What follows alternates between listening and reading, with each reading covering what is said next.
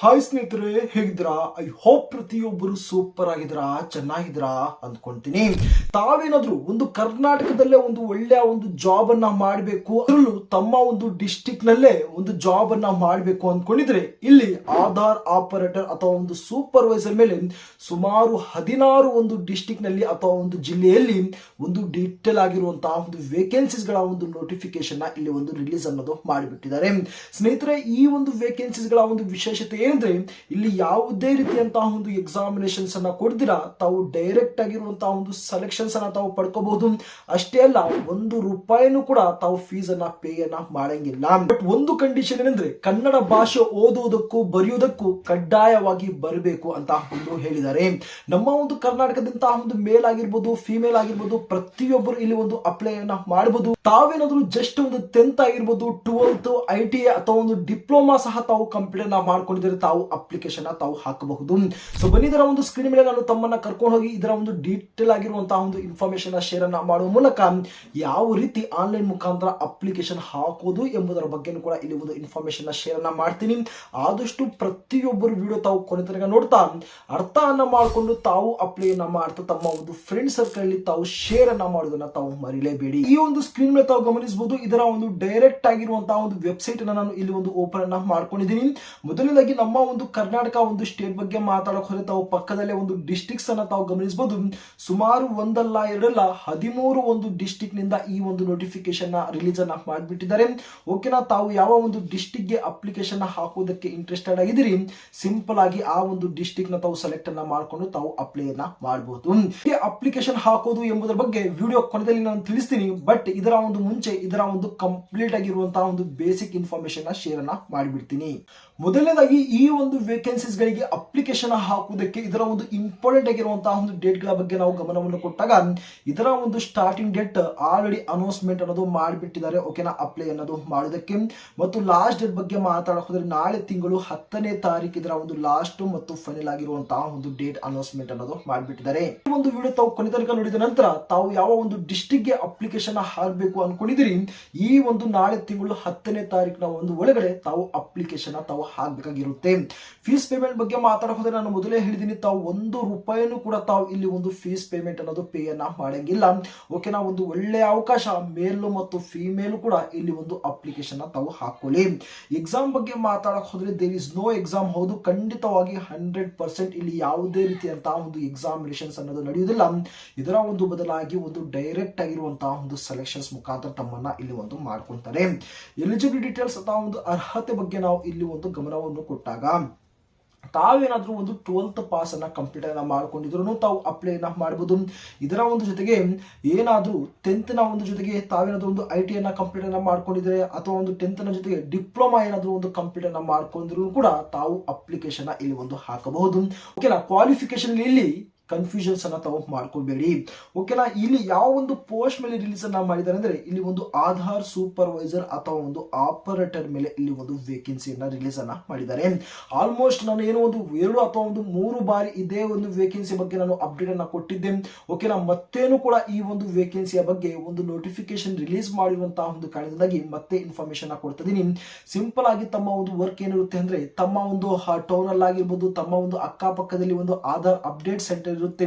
ಓಕೆನಾ, ತಮ್ಮ ಒಂದು ನೇಮ್ ಆಗಿರ್ಬೋದು, date of birth, mobile number correction ಮಾಡುವಂತಹ ಒಂದು ಸೆಂಟರ್ಸ್ ಏನಿರುತ್ತೆ ಅಲ್ಲಿ ಒಬ್ರು ಆಪರೇಟರ್ ಆಗಿ ಇಲ್ಲಿ ಕೆಲಸವನ್ನ ಮಾಡ್ತಿರ್ತಾರೆ. ಸೇಮ್ ಅದೇ ಒಂದು ಪೋಸ್ಟ್ ಅಲ್ಲಿ ತಾವು ಕೂತ್ಕೊಂಡು ತಾವು ಕೆಲಸವನ್ನ ಮಾಡಬೇಕಾಗಿರುತ್ತೆ. ಓಕೆನಾ, ಇಲ್ಲಿ ಎಸೆನ್ಸಿಯಲ್ ಒಂದು ಕ್ವಾಲಿಫಿಕೇಶನ್ ಬಗ್ಗೆ ಮಾತಾಡೋಕೆ ಸ್ನೇಹಿತರೆ, ತಮಗೆ ಒಂದು ಬೇಸಿಕ್ ಆಗಿರುವಂತಹ ಒಂದು ಕಂಪ್ಯೂಟರ್ ನ ಒಂದು ನಾಲೆಡ್ಜ್ ಇರಬೇಕು.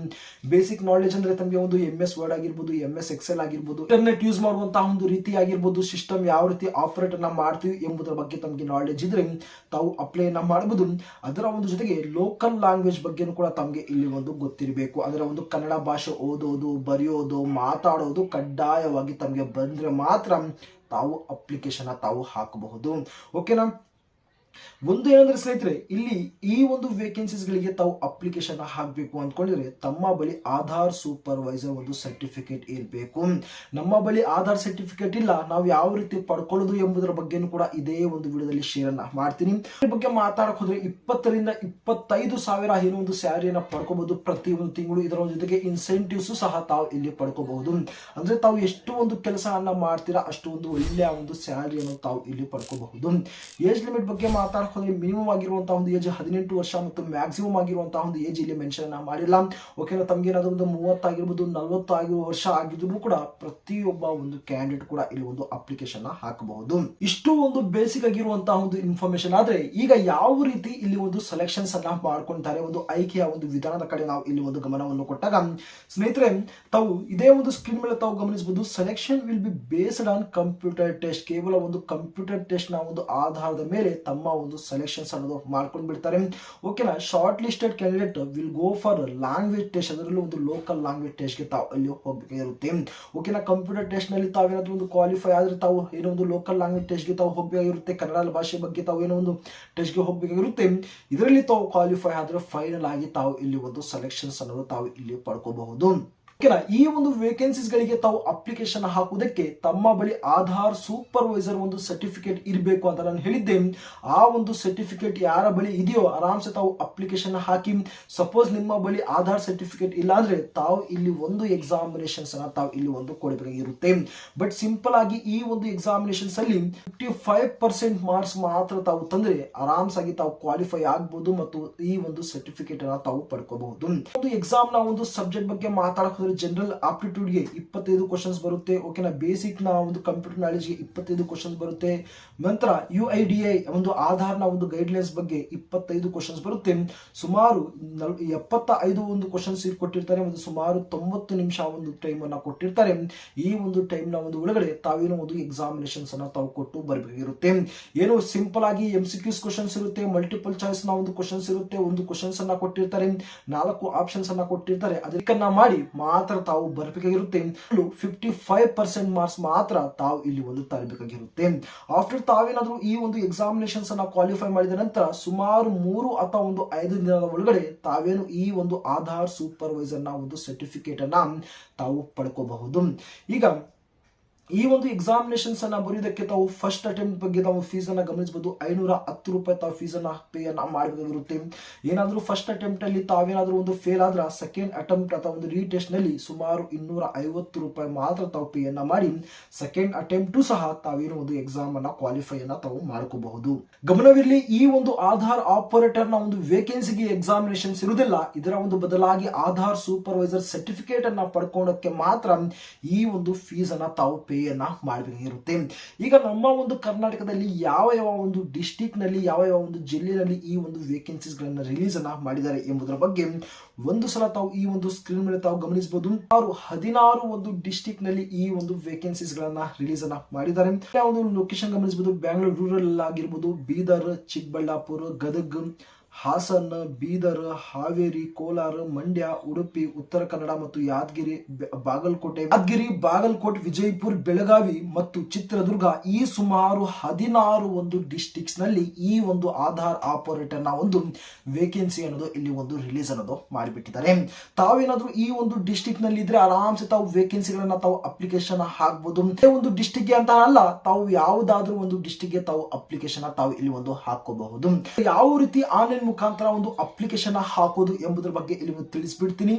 ಸ್ನೇಹಿತರೆ, ಈ ಒಂದು ವೇಕೆನ್ಸೀಸ್ ಗಳಿಗೆ ತಾವು ಆನ್ಲೈನ್ ಮುಖಾಂತರ ಅಪ್ಲಿಕೇಶನ್ ಹಾಕುವುದಕ್ಕೆ ಸಿಂಪಲ್ ಆಗಿ ಇದರ ಒಂದು ಅಪ್ಲೈ ಮಾಡುವಂತಹ ಒಂದು ಲಿಂಕ್ ಅನ್ನು ನಾನು ಡಿಸ್ಕ್ರಿಪ್ಷನ್ ಅಲ್ಲಿ ಕೊಟ್ಟಿರ್ತೀನಿ. ಆ ಒಂದು ಲಿಂಕ್ ಅನ್ನ ತಾವು ಬಳಸಿಕೊಂಡು ಅಪ್ಲೈ ಅನ್ನ ಮಾಡಬಹುದು. ಅಲ್ಲ, ತಾವೇನಾದ್ರೂ ಒಂದು ಆಧಾರ್ ಆಪರೇಟರ್ ನ ಒಂದು ಸರ್ಟಿಫಿಕೇಟ್ ಗೋಸ್ಕರ ಒಂದು ಎಕ್ಸಾಮಿನೇಷನ್ಸ್ ಅನ್ನ ಕೊಡಬೇಕು ಅಂದ್ಕೊಂಡಿದ್ರೆ ಅದರ ಒಂದು ಲಿಂಕ್ ಅನ್ನ ಇದೇ ಒಂದು ಡಿಸ್ಕ್ರಿಪ್ಷನ್ ಅಲ್ಲಿ ಕೊಟ್ಟಿರ್ತೀನಿ. ತಾವು ಚೆಕ್ಔಟ್ ಅನ್ನ ತಾವು ಮಾಡಬಹುದು. ಈಗ ಅಪ್ಲಿಕೇಶನ್ ಹಾಕುವಂತಹ ಒಂದು ಮೆಥಡ್ ಗೆ ಬಂದಾಗ ತಾವು ಗಮನಿಸಬಹುದು. ಮೊದಲನೇದಾಗಿ ಇಲ್ಲಿ ಒಂದು ಸ್ಟೇಟ್ ಅಂತ ಮೆನ್ಷನ್ ಮಾಡಿದ್ದಾರೆ, district, position, number of vacancies ಆಗಿರ್ಬೋದು, ಪಬ್ಲಿಷ್ ಡೇಟ್, ಲಾಸ್ಟ್ ಡೇಟ್ ಮತ್ತು ಅಪ್ಲೈ ಮಾಡುವಂತಹ ಒಂದು ಲಿಂಕ್ ಸಹ ಇಲ್ಲಿ ಒಂದು ಕೊಟ್ಟಿದ್ದಾರೆ. ಓಕೆನಾ, ತಾವು ಹಾಗೆ ಇಲ್ಲಿ ಒಂದು ಸ್ಕ್ರೋಲ್ ಮಾಡ್ಕೊಂಡು ಹೋದ್ರೆ 52ನೇ ಒಂದು ಸೀರಿಯಲ್ ನಂಬರ್ ಅನ್ನ ತಾವು ಗಮನಿಸಬಹುದು. 52, 53ರಿಂದ ತಾವು ಗಮನಿಸಬಹುದು. ಕರ್ನಾಟಕ ಅಂತ ಮೆನ್ಷನ್ ಮಾಡಿದ್ದಾರೆ. ಪಕ್ಕದಲ್ಲಿ ಒಂದು ಡಿಸ್ಟಿಕ್ ಅನ್ನ ಮೆನ್ಷನ್ ಮಾಡಿದ್ದಾರೆ. ಬ್ಯಾಂಗ್ಳೂರು ರೂರಲ್, ಬೀದರ್, ಚಿಕ್ಕಬಳ್ಳಾಪುರ, ಗದಗ, ಹಾಸನ, ಹಾವೇರಿ, ಕೋಲಾರ, ಮಂಡ್ಯ, ಉಡುಪಿ, ಉತ್ತರ ಕನ್ನಡ, ಯಾದಗಿರಿ, ಬಾಗಲಕೋಟ್, ವಿಜಯಪುರ, ಬೆಳಗಾವಿ, ಚಿತ್ರದುರ್ಗ, ತುಮಕೂರು ಅಂತ 16 ಒಂದು ಡಿಸ್ಟಿಕ್ ಅನ್ನ ಮೆನ್ಷನ್ ಮಾಡಿದ್ದಾರೆ. ತಾವು ಯಾವ ಒಂದು ಡಿಸ್ಟಿಕ್ಗೆ ಅಪ್ಲಿಕೇಶನ್ ಹಾಕಬೇಕು ಅಂದ್ಕೊಂಡಿದ್ರಿ ಆ ಒಂದು ಡಿಸ್ಟಿಕ್ ಅನ್ನ ತಾವು ಸೆಲೆಕ್ಟ್ ಅನ್ನ ಮಾಡ್ಕೊಳ್ಳಿ. ಫಾರ್ ಎಕ್ಸಾಂಪಲ್ ಆಗಿ ಮಾತಾಡಕ್ ಹೋದ್ರೆ 54ರಲ್ಲಿ ಚಿಕ್ಕಬಳ್ಳಾಪುರನ ಒಂದು ಡಿಸ್ಟಿಕ್ ಅನ್ನ ತಾವು ನೋಡಬಹುದು. ಆಧಾರ್ ಸೂಪರ್ವೈಸರ್ ಅಥವಾ ಒಂದು ಆಪರೇಟರ್ ಮೇಲೆ ರಿಲೀಸ್ ಅನ್ನ ಮಾಡಿದ್ದಾರೆ. ಇಲ್ಲಿ ಒಂದು ವೇಕೆನ್ಸಿಯನ್ನ ರಿಲೀಸ್ ಅನ್ನ ಮಾಡಿದ್ದಾರೆ. ಇದರ ಒಂದು ಲಾಸ್ಟ್ ಡೇಟ್ ಬಗ್ಗೆ ಮಾತಾಡಕ್ ಹೋದ್ರೆ 10 ಮಾರ್ಚ್ 2026 ಇದರ ಒಂದು ಲಾಸ್ಟ್ ಮತ್ತು ಫೈನಲ್ ಆಗಿರುವಂತಹ ಒಂದು ಡೇಟ್ ಇರುತ್ತೆ. ತಾವು ಅಪ್ಲಿಕೇಶನ್ ಹಾಕುವುದಕ್ಕೆ ಅದರ ಒಂದು ಪಕ್ಕದಲ್ಲೇ ಒಂದು ಅಪ್ಲೈ ಅನ್ನುವಂತಹ ಒಂದು ಆಪ್ಷನ್ ಕಾಣುತ್ತೆ. ಸಿಂಪಲ್ ಆಗಿ ಅದರ ಮೇಲೆ ತಾವು ಕ್ಲಿಕ್ ಅನ್ನ ಮಾಡ್ಕೊಳ್ಳಿ. ಮಾಡಿದ ನಂತರ ತಾವು ಮತ್ತೊಂದು ಒಂದು ಪೇಜ್ಗೆ ತಾವು ರೀಡೈರೆಕ್ಟ್ ಆಗ್ತೀರಾ. ಓಕೆನಾ, ತಾವು ಗಮನಿಸಬಹುದು ಮಿನಿಮಮ್ ಆಗಿರುವಂತಹ ಒಂದು ಕ್ವಾಲಿಫಿಕೇಶನ್ ಇಲ್ಲಿ ಒಂದು ಕೇಳಿದ್ದಾರೆ. ನೇಮ್ ಆಫ್ ದ ಪೋಸ್ಟ್ ಅಂತ ಹೇಳಿದ್ದಾರೆ. ಎಲಿಜಿಬಲ್ ಡೀಟೇಲ್ಸ್ ಅಂತ ಹೇಳಿದ್ದಾರೆ. ಏನಾದರೂ ಒಂದು ಸರ್ಟಿಫಿಕೇಟ್ ಗೋಸ್ಕರ ಒಂದು ಎಕ್ಸಾಮ್ಗೆ ತಾವು ಅಪ್ಲೈ ಅನ್ನ ಮಾಡಬೇಕು ಅಂದ್ರೆ ಜಸ್ಟ್ ತಾವು ನೋಡಬಹುದು ಒಂದರಲ್ಲಿ ತಾವು ನೋಡಬಹುದು you can take the Aadhaar supervisor exam through this link ಅಂತ ಗಮನಿಸಬಹುದು. ಈ ಒಂದು ವೆಬ್ಸೈಟ್ ಅನ್ನು ತಾವು ಬಳಸಿಕೊಂಡು ಏನೋ ಒಂದು ಸರ್ಟಿಫಿಕೇಟ್ ಗೋಸ್ಕರ ತಾವು ಅಪ್ಲಿಕೇಶನ್ ಹಾಕಬಹುದು. ಸಪೋಸ್ ತಮ್ಮ ಬಳಿ ಸರ್ಟಿಫಿಕೇಟ್ ಇದೆ, ನಾವು ಡೈರೆಕ್ಟ್ ಆಗಿ ಅಪ್ಲಿಕೇಶನ್ ಹಾಕಬೇಕು ಅಂದ್ಕೊಂಡ್ರೆ ಇಲ್ಲಿ ಅಪ್ಲೈ ಅನ್ನುವಂತಹ ಮತ್ತೊಂದು ಆಪ್ಷನ್ ಕಾಣುತ್ತೆ. ಅದರ ಮೇಲೆ ತಾವು ಕ್ಲಿಕ್ ಅನ್ನ ಮಾಡಿ ಗಮನಿಸಬಹುದು ತಮ್ಮ ಒಂದು ಬೇಸಿಕ್ ಆಗಿರುವಂತಹ ಒಂದು ಡೀಟೇಲ್ಸ್ ಅನ್ನ ತಾವು ಫಿಲ್ ಅಪ್ ಅನ್ನ ಮಾಡಿ. Name, mobile number, email ID, PAN number, date of birth, state ಅನ್ನ ತಾವು ಸೆಲೆಕ್ಟ್ ಅನ್ನ ಮಾಡ್ಕೊಳ್ಳಿ. ಡಿಸ್ಟಿಕ್, ಯಾವ ಒಂದು ಡಿಸ್ಟಿಕ್ಗೆ ಅಪ್ಲಿಕೇಶನ್ ಹಾಕ್ತಿದ್ದೀರಾ, ತಮ್ಮ ಒಂದು ಹೈಯೆಸ್ಟ್ ಆಗಿರುವಂತಹ ಒಂದು ಕ್ವಾಲಿಫಿಕೇಶನ್ ಏನು, ಟೋಟಲ್ ಆಗಿರುವಂತಹ ಒಂದು ಎಕ್ಸ್ಪೀರಿಯನ್ಸ್ ಇದ್ದರೆ ಹಾಕಿ, ಇಲ್ಲಾಂದ್ರೆ ಈ ಬೇಡ. ರೆಸಿಡೆನ್ಸ್ ಆಫ್ ಸ್ಟೇಟ್ ಕರ್ನಾಟಕ ಅಂತ ಸೆಲೆಕ್ಟ್ ಅನ್ನ ಮಾಡ್ಕೊಳ್ಳಿ. ರೆಸಿಡೆಂಟ್ ಆಫ್ ಡಿಸ್ಟಿಕ್ ನಿಮ್ಮ ಒಂದು ಡಿಸ್ಟಿಕ್ ಅನ್ನ ಸೆಲೆಕ್ಟ್ ಅನ್ನ ಮಾಡಿಕೊಂಡು ಇಲ್ಲಿ ಒಂದು ರೆಸ್ಯೂಮ್ ಅನ್ನ ತಾವು ಇಲ್ಲಿ ಒಂದು ಅಪ್ಲೋಡ್ ಅನ್ನ ಮಾಡಬೇಕಾಗಿರುತ್ತೆ. ಒಂದು ಜೊತೆಗೆ ತಾವು ಇಲ್ಲಿ ಒಂದು ಆಧಾರ್ ಸೂಪರ್ವೈಸರ್ ನ ಒಂದು ಸರ್ಟಿಫಿಕೇಟ್ ಅನ್ನ ತಾವು ಇಲ್ಲಿ ಒಂದು ಅಪ್ಲೋಡ್ ಅನ್ನ ತಾವು ಮಾಡಬೇಕಾಗಿರುತ್ತೆ. ಅಪ್ಲೋಡ್ ಮಾಡಿದ ನಂತರ ತಾವು ತಮ್ಮ ಒಂದು ಜೆಂಡರ್ ಅನ್ನ ಸೆಲೆಕ್ಟ್ ಅನ್ನ ಮಾಡಿಕೊಂಡು ಇಲ್ಲಿ ಏನು ಈ ಒಂದು ಕ್ಯಾಪ್ಚರ್ ಕಾಣುತ್ತೆ ಅದನ್ನ ತಾವು ಅಡಿಷನ್ ಮಾಡಿಕೊಂಡು ತಾವು ಸಬ್ಮಿಟ್ ಅನ್ನ ಕೊಟ್ಟರೆ ತಮ್ಮ ಒಂದು ಫೈನಲ್ ಆಗಿರುವಂತಹ ಒಂದು ಅಪ್ಲಿಕೇಶನ್ ಸಕ್ಸಸ್ಫುಲ್ ಆಗಿ ಸಬ್ಮಿಟ್ ಆಗುತ್ತೆ. ಇಷ್ಟೇ ಈ ಒಂದು ವೇಕೆನ್ಸಿಗಳಿಗೆ ಒಂದು ಅಪ್ಲಿಕೇಶನ್ ಹಾಕುವಂತಹ ಒಂದು ಮೆಥಡ್ ಆಗಿರುತ್ತೆ.